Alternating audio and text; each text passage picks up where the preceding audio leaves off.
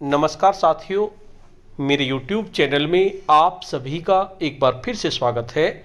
साथियों, एक बहुत ही महत्वपूर्ण वीडियो मैं आपके लिए लेके आया हूं।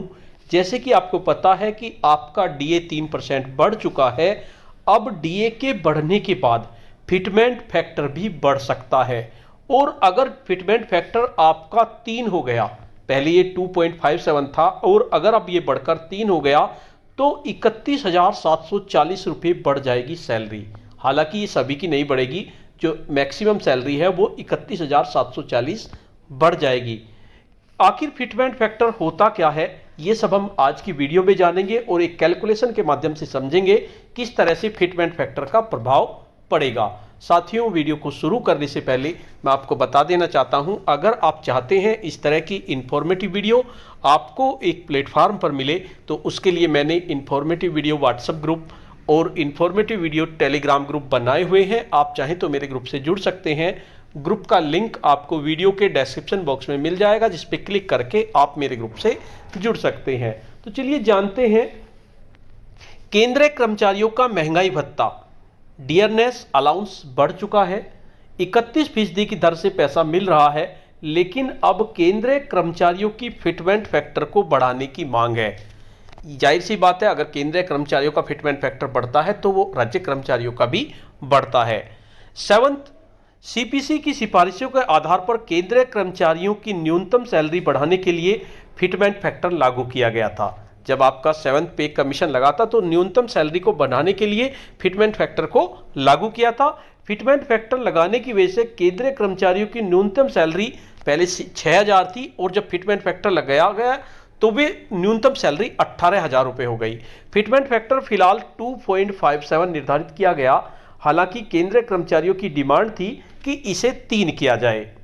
अगर यह 3 होता तो मिनिमम सैलरी 26,000 रुपये होती, जो मिनिमम सैलरी अब 18,000 रुपये है। अगर ये फिटमेंट फैक्टर 2.57 की जगह 3 होता तो मिनिमम सैलरी आपकी 26,000 हो जाती। अब बात करते हैं फिटमेंट फैक्टर से किस तरह से सैलरी तय होती है।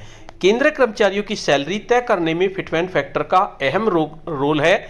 7th पे कमीशन की सिफारिशों के मुताबिक केंद्रीय कर्मचारियों की सैलरी भत्ते जितने भी सैलरी भत्ते उन्हें मिलते हैं के अलावा उनकी बेसिक सैलरी और फिटमेंट फैक्टर से ही तय होती है। ये वो फैक्टर है जिससे केंद्रीय कर्मचारियों की सैलरी 2.5 गुना से ज़्यादा बढ़ जाती है। क्या होता है फिटमेंट फैक्टर?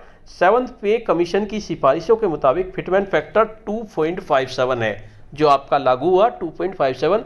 केंद्रीय कर्मचारियों की सैलरी तय करते समय महंगाई भत्ता अर्थात DA, यात्रा भत्ता TA, house rent allowance HRA के साथ बेसिक सैलरी के 7th पे कमीशन लेटेस्ट की अब फिटमेंट फैक्टर 2.5 से गुना करके निकाला जाता है। मान लीजिए किसी की सैलरी है, उदाहरण लेते हैं एक, मान लीजिए किसी की बेसिक सैलरी 18,000 रुपये है, तो भत्तों को छोड़कर उसकी सैलरी कितनी होगी? मान लीजिए भत्तों को निकाल दिया जाए, उसकी सैलरी बेसिक सैलरी 18,000 थी पहले, तो 18,000 को 2.57 से गुना किया तो ये आ गया आपका 46,260 रुपये।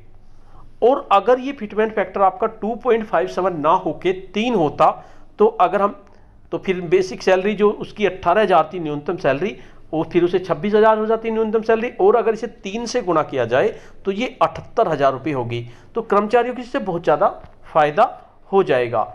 3% आपका DA बढ़ाया गया है केंद्रीय कर्मचारियों का। सरकार साल के पहले 6 महीने की महंगाई का औसत निकालती है। इससे जनवरी से जून तक काउंट किया जाता है। उसके बाद दूसरी छमाही में महंगाई का औसत निकाला जाता है। इस आधार पर DA में बढ़ोतरी तय की जाती है। DA हमेशा औसत महंगाई से ज़्यादा होता है। अगस्त AICPI इंडेक्स 123 पॉइंट पर है, इसलिए जुलाई 2021 तक की अवधि के लिए महंगाई भत्ते को 3% बढ़ाया गया था। DA में बढ़ोतरी के बाद TA उसी आधार पर बढ़ाया जाता है।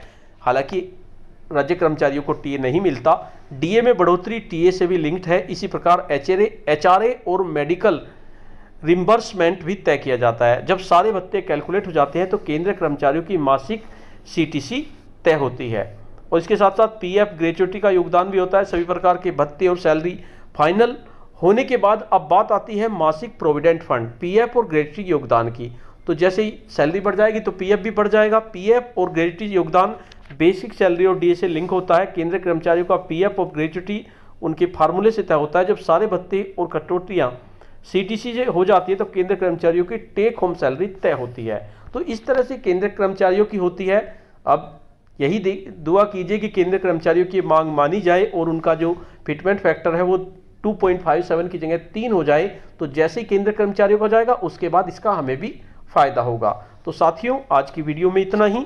आपको यह वीडियो कैसी लगी? अगर आपको ये वीडियो अच्छी लगी तो इस वीडियो को लाइक करें, शेयर करें और वीडियो पे कमेंट्स करें। और अगर आप मेरे चैनल पे नए हैं, पहली बार मेरे चैनल को देख रहे हैं, तो चैनल को सब्सक्राइब कर लें और बेल के आइकन को प्रेस कर दें, जिससे कि आपको नेक्स्ट वीडियो का नोटिफिकेशन मिल सके।